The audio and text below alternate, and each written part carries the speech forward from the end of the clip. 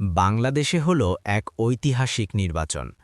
শেখ হাসিনার দীর্ঘ শাসন শেষ হওয়ার পর এবার ভোট হল নতুন নেতৃত্ব বেছে নিতে। ১২৭ মিলিয়ন ভোটার আর প্রায় অর্ধেকের বেশি মানুষ ভোট দিতে এসেছে।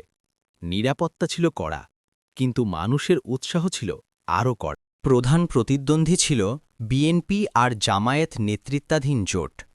তরুণ ভোটাররা ছিল মূল চালিকা শক্তি, কারণ ২০২৪ সালের ছাত্র আন্দোলনই এই পরিবর্তনের পথ খুলে দিয়েছিল। শুধু সংসদ নির্বাচন নয়, সাথে ছিল জাতীয় চার্টার ২০২৫ নিয়ে গণভোটও। তাই ভোটারদের হাতে ছিল দুই রঙের ব্যালট, সাদা আর গোলাপি। ফলাফল এখনও গণনা চলছে, কে জিতবে সেটা জানতে অপেক্ষা করতে হবে। তবে একটা জিনিস পরিষ্কার, বাংলাদেশের মানুষ আবারও গণতন্ত্রের পথে হাঁটছে। নির্বাচন হোক বা জীবন, ছোট ছোট পদক্ষেপই আনে বড় পরিবর্তন। তাই মনে রাখো, প্রতিদিন 1%।